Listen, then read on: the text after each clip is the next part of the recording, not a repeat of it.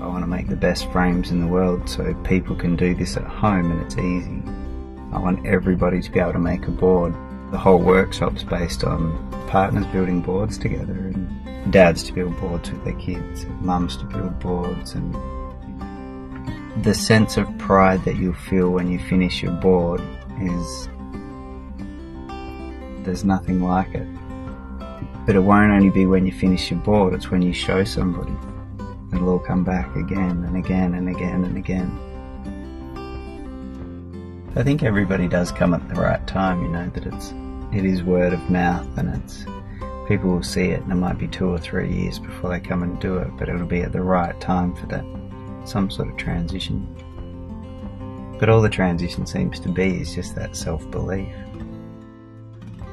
I can